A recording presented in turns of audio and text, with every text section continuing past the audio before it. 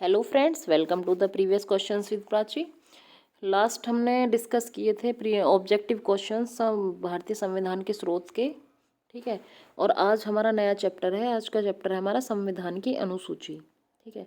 Some questions बनते हैं इससे बहुत सारे, और खासकर यूपी पुलिस, दिल्ली पुलिस और ये जो अपना रेलवेज़ के एग्ज़ाम होते हैं, एसएससी, सीपीओ, सीजीएल, इवन हर एग्ज़ाम में जिसमें भी जीएस का पोर्शन आता है, पॉलिटी का 10 से 15 क्वेश्चंस का एवरेज रहता ही रहता है। ठीक है। तो हम पढ़ने वाले हैं आज संविधान की अनुसूची, और इसको कोशिश करेंगे कि हम वीडियो के जितना पढ़ें उतना याद करके जाएं। ये नहीं है कि अगर हमने 15 मिनट पढ़ाई करी तो हम उसको ऐसे ही पढ़ के सुन के चले गए। हम कोशिश करेंगे कि जितना पढ़ें हम उतना याद करें। टॉपिक है संविधान की अनुसूची। किस अनुसूची में किस चीज़ का वर्णन किया गया है, किस अनुसूची का क्या विषय है, ये हमारा टॉपिक है। ठीक है। तो पहली अनुसूची है। पहली अनुसूची में क्या है, दो चीज़ें हैं। क्या क्या है? सबसे पहले राज्यों के नाम और उनके न्यायिक क्षेत्र। राज्यों के नाम क्या होंगे और उनके न्यायिक क्षेत्र क्या होंगे, पहली अनुसूची में है। राज्य है तो फिर इसके बाद संघ राज्य क्षेत्र, यानी कि राज्यों के नाम या संघ राज्य क्षेत्रों के नाम और उनकी सीमाएं, ये दोनों ही किस में वर्णित हैं, पहली अनुसूची में। सबसे पहले हम इसको सीक्वेंस में याद करने की कोशिश करते हैं। सबसे पहले क्या आता है, राज्य, संघ राज्य क्षेत्र, यानी कि जो देश है हमारा किस में बटा हुआ है, यूटी में और स्टेट्स में ही तो बटा हुआ है। यानी कि राज्यों के नाम और संघ राज्य क्षेत्रों के नाम और उनकी सीमाएं और उनके न्यायिक क्षेत्र। तो पूरे भारत को हम ऐसे लेके चलेंगे, अनुसूची के अनुसार उसको डिवाइड करते चलेंगे। ठीक है। पहली अनुसूची राज्यों के नाम, संघ राज्य क्षेत्रों के नाम, उनकी सीमाएं। क्लियर है। नेक्स्ट है हमारा दूसरी अनुसूची। दूसरी अनुसूची में क्या है, भत्ते, विशेषाधिकार और इससे संबंधित प्रावधान। भाई अब भारत देश है, यानी कि राज्य है, संघ राज्य क्षेत्र है, पहली अनुसूची में थे। अब क्या होगा, अब उसमें राष्ट्रपति होंगे, राज्यपाल होंगे, लोकसभा अध्यक्ष, लोकसभा उपाध्यक्ष, लोकसभा राज्यसभा के सभापति, उपसभापति, राज्य विधानसभा के अध्यक्ष, उपाध्यक्ष, विधान परिषद, मतलब ये जो हमारी विधायिका कार्यपालिका है, इनके जो मेंबर होंगे, जैसे हमारे भारत का राष्ट्रपति, ये जितने भी सर्वोपरि पद हैं। भारत का राष्ट्रपति भारत का प्रथम नागरिक होता है। ठीक है। सबसे पहले हमने क्या करा, स्टेट और यूटी की बात करी, यानी कि राज्य और संघ राज्य क्षेत्र, किस अनुसूची में, पहली अनुसूची में। दूसरी में क्या है, जो इनको हमारे देश को चलाने वाले हैं, जैसे भारत का राष्ट्रपति, भारत के जो राज्यपाल हैं देश राज्यों के, लोकसभा के अध्यक्ष, उपाध्यक्ष, राज्यसभा के सभापति, उपसभापति, फिर से एक बार, राष्ट्रपति, राज्यपाल, लोकसभा स्पीकर, राज्यसभा के सभापति और उपसभापति। ठीक है। राज्य विधानसभा के अध्यक्ष, उपाध्यक्ष, विधान परिषद के सभापति, उपसभापति, supreme court, high court, Bharat के नियंत्रक एवं महालेखा परीक्षक, यानी जो जो उच्च पद हैं उन सबके भत्ते, उनके विशेषाधिकार और उनसे संबंधित प्रावधान किस चीज़ में है, दूसरी अनुसूची में। फिर से रिवाइज करेंगे एक बार। पहली अनुसूची में क्या है, राज्यों के नाम, उनके न्यायिक क्षेत्र, संघ राज्य क्षेत्रों के नाम और उनकी सीमाएं। ठीक है। उनका बॉर्डर, जो भी कहाँ से कितना राज्य का क्या लगता है, कि किसकी सीमा कहाँ टच होती है। ठीक है। फिर है हमारा जो हमारे उच्च पद हैं, राष्ट्रपति, राज्यपाल, लोकसभा स्पीकर, विधानसभा के सभापति, राज्यसभा, विधानसभा, विधान परिषद, इनके सभापति, उपसभापति। ठीक है। ये सब एक ही तो पद होते हैं। जो सिंगल पद है, राष्ट्रपति, राज्यपाल और अध्यक्ष, उपाध्यक्ष, सभापति, उपसभापति, राज्यसभा, राज्य विधानसभा के अध्यक्ष, उपाध्यक्ष, राज्य विधान परिषद के सभापति, उपसभापति। ठीक है। सुप्रीम कोर्ट के न्यायाधीश, हाई कोर्ट के न्यायाधीश, भारत के नियंत्रक और महालेखा परीक्षक, इन सभी के वेतन भत्ते की बात दूसरी अनुसूची में की है। सीधे सीधे सिंपल क्वेश्चन आता है कि निम्न में से कौन सी अनुसूची में भारत के राष्ट्रपति के विशेषाधिकार भत्तों की बात की गई है, तो दूसरी अनुसूची में। किसी भी पद का नाम लिख देंगे, हमको याद रखना है जो पद बड़े पद हैं, जो जैसे भारत को संघ माना, हमने माना सबसे बड़ा क्या, भारत, फिर उसको हमने बांटा राज्य और संघ राज्य क्षेत्र में। फिर उसमें शासन करने वाला प्रथम नागरिक कौन है, भारत का राष्ट्रपति, यानी। ठीक है। फिर उसके बाद राष्ट्रपति के बाद लोकसभा में आएंगे, उसमें उसके सभापति, उपसभापति, लोक राज्यसभा के सभापति, उपसभापति। फिर इसी तरीके से राज्य में आएंगे, राज्य में विधानसभा, विधान परिषद के। ठीक है। तो उनके जो वेतन भत्ते हैं उनकी बात करता है दूसरी अनुसूची। ठीक है, नेक्स्ट है तीसरी अनुसूची। तीसरी अनुसूची में क्या है? शपथ प्रतिज्ञान का प्रारूप। अब हमको ये कैसे याद रखना है? मान लो किसी व्यक्ति को नौकरी मिली, या मान लिया हमने एक पद ही मिला, भारत का राष्ट्रपति, उस सबसे पहले किसकी बात करेगा? वेतन भत्ते की बात। ठीक है, दूसरी अनुसूची में किस चीज़ की बात होती है? वेतन भत्ते की, विशेषाधिकारों की, कि मेरे क्या क्या अधिकार होंगे, मेरा वेतन भत्ता कितना होगा। तीसरी अनुसूची बात करती है जब वो एग्री कर जाएंगे तब बात होती है शपथ की। ठीक है, तो जो संघ के मंत्री हैं उनकी शपथ तीसरी अनुसूची में। संसद के लिए निर्वाचन के लिए जो अभ्यर्थी हैं उनकी शपथ तीसरी अनुसूची में। संसद के सदस्यों की शपथ, सुप्रीम कोर्ट के न्यायाधीश की शपथ और भारत के नियंत्रक एवं महालेखा परीक्षक की शपथ। दूसरी अनुसूची में वेतन भत्ते की बात हुई, तीसरी अनुसूची में शपथ की बात हुई। हम इसको जब लास्ट में एंड करेंगे तो एक बार रिवाइज करेंगे इसको ओरली। ठीक है, उससे क्या होगा, हम इसको जितनी बार रिपीट करेंगे ना वो हमारे माइंड में सेट होती चली जाएगी। अब हमने 3 पढ़ी, तीनों में क्या पढ़ा? पहले में संघ राज्य क्षेत्र, उसका नाम, उसकी सीमाएं, राज्यों के नाम, उसके न्यायिक क्षेत्र। दूसरी में क्या पढ़ा? भारत के राष्ट्रपति, भारत के राज्यपाल, लोकसभा के स्पीकर, उपाध्यक्ष, राज्यसभा के सभापति, उपसभापति, विधानसभा के स्पीकर, विधान परिषद के सभापति, उपसभापति, भारत के नियंत्रक, महालेखा परीक्षक, इन सब की क्या था? वेतन भत्तों की बात करी दूसरी अनुसूची में। तीसरी में अब ये शपथ भी तो लेंगे, जब वेतन लेंगे तो फिर शपथ भी लेंगे। ठीक है, तीसरी में है शपथ।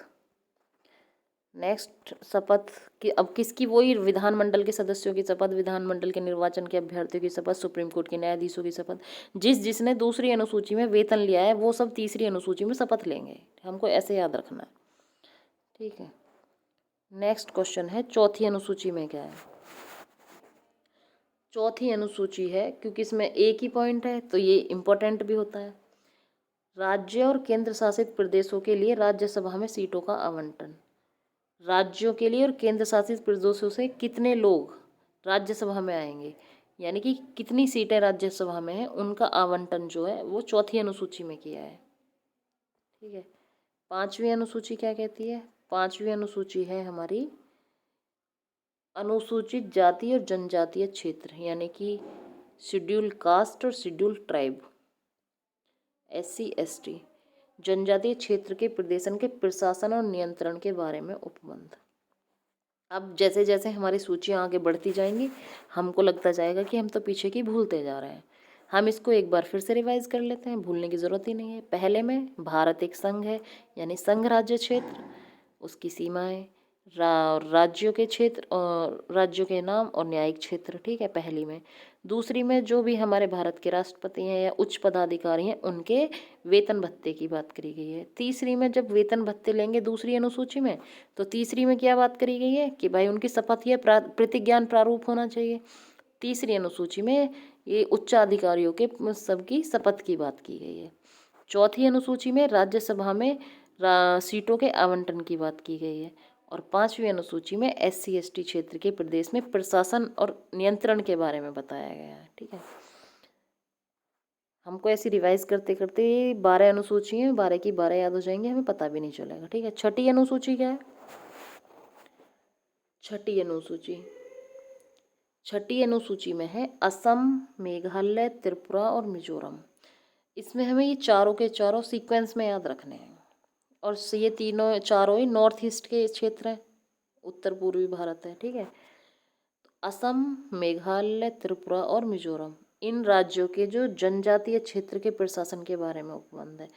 पांचवी और छठी में सिर्फ यही डिफरेंस है, वो पांचवी में क्या है? अनुसूचित जाति, अनुसूचित जनजाति के नियंत्रण के बारे में या प्रशासन के बारे में है। ठीक है, और छठी में है स्पेशली 4 राज्यों को इंडिकेट करा है, असम, मेघालय, त्रिपुरा और मिजोरम, इनके जनजातीय क्षेत्र के प्रशासन के बारे में उपबंध है। अब तक हम 6 अनुसूची याद कर चुके हैं। ठीक है, एक बार रिवाइज करेंगे। पहली में राज्यों के नाम, उनके न्यायिक क्षेत्र, संघ राज्य क्षेत्रों के और उनकी सीमाएं। दूसरी में उच्च पदाधिकारियों के वेतन भत्ते विशेषाधिकारों की बात की गई है। तीसरी में उनकी शपथ के बारे में बात करी गई है। चौथी अनुसूची में राज्यसभा में राज्य की सीटों का आवंटन के बारे में बात करी गई है। पांचवी अनुसूची में हमारे अनुसूचित जाति अनुसूचित जनजातीय क्षेत्रों के प्रशासन और नियंत्रण के बारे में बात करी गई है। छठी अनुसूची में स्पेशली 4 राज्यों को मेंशन किया गया है। नॉर्थ ईस्ट के 4 राज्य हैं, कौन से? असम, मेघालय, त्रिपुरा और मिजोरम। इनके जनजातीय क्षेत्रों के प्रशासन के बारे में बताया गया है। ठीक है, नेक्स्ट है हमारा 7वीं अनुसूची। ये 7वीं अनुसूची बहुत इम्पोर्टेंट है, इससे कई क्वेश्चन बनते हैं। हमसे पूछ लिया जाता है कि राज्य और केंद्र के मध्य शक्तियों का विभाजन कौन सी अनुसूची में किया गया है? तो 7वीं अनुसूची। इसमें क्या है कि राज्य और केंद्र के विषयों को बांट दिया गया है। सबसे पहले संघ सूची आती है। संघ सूची पर केंद्र कानून बना सकता है, यानी कि जब मूल संविधान बना था तो संघ सूची में 97 विषय थे। अब बढ़ते बढ़ते बढ़ते बढ़ते वो 100 विषय हो गए हैं, यानी कि उसमें 3 विषय और ऐड कर दिए गए हैं। तो संघ सूची, राज्य सूची और समवर्ती सूची, 3 सूचियां हैं। राज्य सूची पर राज्य विषय बनाएगा, वो कानून बनाएगा, और समवर्ती सूची पर केंद्र और राज्य दोनों कानून बना सकते हैं। और जो अवशिष्ट शक्तियां होती हैं वो केंद्र में निहित होती हैं। ये बात हमने उसमें भी पढ़ी थी, जो संविधान के स्रोत हैं उसमें। ठीक है, तो अब हमें क्या याद रखना है कि मान लो हमसे पूछ लिया जाए कि संघ सूची में मूल संविधान में कितने विषय थे? 97 विषय थे। अब पूछ लिया जाए हाल में, तो 100 विषय हो गए केंद्र के पास।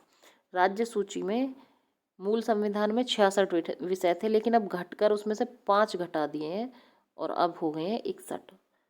ठीक है, और समवर्ती सूची में ऐड कर दिए गए हैं 5। हमको ऐसे याद रखना है कि 97 से 100 हो गए केंद्र सूची में, राज्य सूची में 66 से 61 हो गए, 5 घट गए, और समवर्ती सूची में 5 जुड़ गए, यानी कि 47 से 52 हो गए। इन सूचियों के संदर्भ में राज्य और केंद्र के बीच शक्तियों का विभाजन, ये 7वीं अनुसूची में। 7वीं अनुसूची मोस्ट इम्पॉर्टेंट है और इसको हमको बहुत अच्छे से याद रखना है।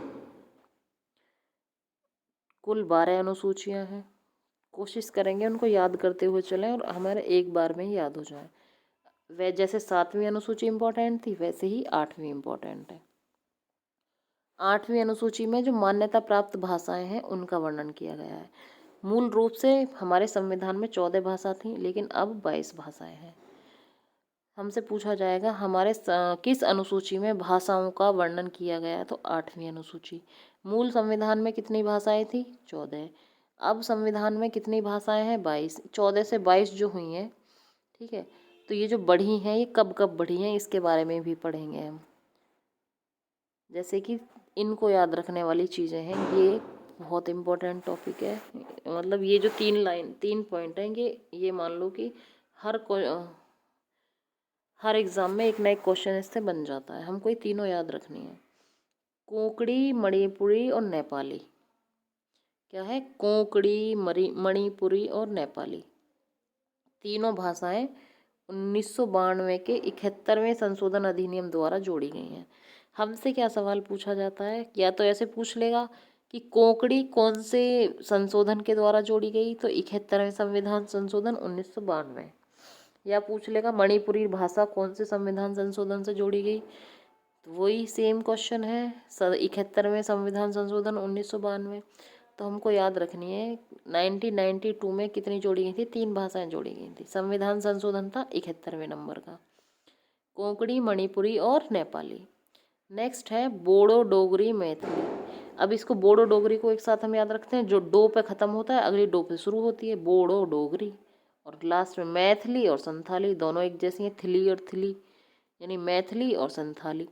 तो बोडो, डोगरी, मैथिली, संथाली, इसको 2003 के 92वें संविधान संशोधन के द्वारा जोड़ा गया। हमसे ये भी पूछ लेता है कि 71वां संविधान संशोधन कौन से सन में हुआ? तो 1992 में हुआ। 92वां संविधान संशोधन कब हुआ? 2003 में हुआ। या फिर पूछ लेगा संथाली को कब जोड़ा गया? 2003 में जोड़ा। एक ही लाइन से बहुत सारे क्वेश्चन बन जाते हैं। डोगरी को कब जोड़ा गया? 2003 में जोड़ा गया। बोडो को कब जोड़ा गया? 2003 में जोड़ा गया। कौन से संविधान संशोधन में जोड़ा गया? 92वें संविधान संशोधन में जोड़ा गया।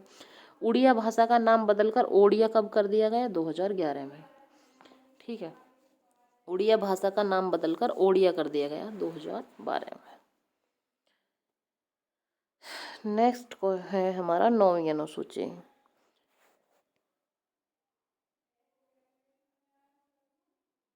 तो हमने एक बार इसको रिवाइज करते हैं 9 तक, ठीक 8 तक सॉरी, ठीक है। पहली अनुसूची में क्या है? संघ राज्य क्षेत्र, राज्यों के नाम और उनकी सीमाएं। दूसरी में उच्च पदाधिकारियों के शक्ति यानी वेतन भत्ते और विशेषाधिकारों की बात करी गई है। तीसरी में शपथ की बात की गई है। चौथी में राज्य और केंद्र शासित प्रदेशों के लिए राज्यसभा में सीटों के आवंटन की बात की गई है। पांचवी में SC ST के क्षेत्र के प्रशासन और नियंत्रण की बात। छठी में असम, मेघालय, त्रिपुरा, मिजोरम के प्रशासन नियंत्रण की बात। सातवीं में 3 अनुसूचियां हैं, संघ सूची, राज्य सूची, समवर्ती सूची, ठीक है। आठवीं में वही भाषाओं के बारे में वर्णन किया गया है। कोंकणी, मणिपुरी, नेपाली को 1992 में और 71वें संविधान संशोधन के द्वारा जोड़ा। बोडो, डोगरी, मैथिली, संथाली को 2003 में जोड़ा। 3 भाषाएं 1992 में जोड़ी, 4 भाषाएं 2003 में जोड़ी, 7 भाषाएं, ठीक है। उससे मूल संविधान में 14 भाषाएं थी। नेक्स्ट है हमारा 9वीं, 10वीं, 11वीं, 12वीं, ठीक है। चलो इसको आज कंप्लीट कर लेते हैं। 9वीं अनुसूची, हमसे सबसे पहले तो यही पूछ लेते हैं कि 9वीं अनुसूची कब जोड़ी गई थी। 9वीं अनुसूची 1951 में जोड़ी गई थी। 1951 में पहला संविधान संशोधन हुआ था, ठीक है। तो ये किससे संबंधित है? भू सुधार और जमींदारी प्रणाली के उन्मूलन से संबंधित है। संबंधित राज्य विधानमंडल और अन्य मामलों से संबंधित संसद के अधिनियम और विनियम। तो जो भू सुधार आंदोलन हुआ था विनोबा भावे वाला, वो उससे ही संबंधित है एक तरीके से, क्योंकि जब भारत देश आज़ाद हुआ था कुछ लोगों के पास तो इतनी ज़मीन थी, अथाह ज़मीन थी, किसी किसी के पास कुछ भी नहीं था। तो उसको बैलेंस करने के लिए ही आया था ये भू सुधार और जिम्मेदारी प्रणाली के उन्मूलन से संबंधित राज्य विधानमंडल और अन्य राज्यों के मामले में। ये 9वीं अनुसूची में 1951 में जोड़ा गया था। इस अनुसूची को सबसे पहले संशोधन 1951 द्वारा मूल अधिकार के उल्लंघन के आधार पर न्यायिक समीक्षा से इसमें सम्मिलित कानून से इसे बचाने के लिए जोड़ा गया था, ठीक है। नेक्स्ट है 2007 में सुप्रीम कोर्ट ने कहा था कि 24 अप्रैल 1975 के बाद जो सम्मिलित कानून है उनकी न्यायिक समीक्षा की जा सकती है। ये 2007 में सुप्रीम कोर्ट ने कहा था कि जो कानून 24 अप्रैल 1975 के बाद बने हैं उनकी हम जुडिशियल रिव्यू कर सकते हैं, किया जा सकता है। 10वीं अनुसूची दल बदल परिवर्तन भी कहते हैं इसे, दल परिवर्तन। 10वीं अनुसूची कई बार पूछी जाती है। दल यानी कि दल बदल किससे संबंधित है, कौन सी अनुसूची में है? 10वीं अनुसूची में। दल बदल के आधार पर संसद और विधानसभा के सदस्यों की निरहता के बारे में उपबंध, यानी कि दल बदल के आधार पर संसद और विधानसभा के जो मेंबर होते हैं, जो यानी कि अपने दल बदलते रहते हैं, उनके लिए है ये, उनकी योग्यता के बारे में इसमें बताया गया है, ठीक है। इस अनुसूची को हमने कब जोड़ा था 10वीं को? 52वें संविधान संशोधन अधिनियम 1985 में, और इसे दल परिवर्तन रोधी कानून भी कहा जाता है। हमने 10 अनुसूची कंप्लीट कर ली हैं। अब है हमारी अनुसूची 11 और 12। इसके बाद है इसके प्रीवियस ईयर क्वेश्चंस, ठीक है। इसको हम नेक्स्ट वीडियो में करेंगे 11 और 12 को। 10वीं अनुसूची तक हम इसको अच्छे से रिवाइज़ कर लिया है, और आप इसको एक बार और सुन के रिवाइज़ कर लेना। आई होप कि आपको जो पढ़ाया है वो आपको समझ में आया होगा, ठीक है। Thank you for watching this video, keep learning.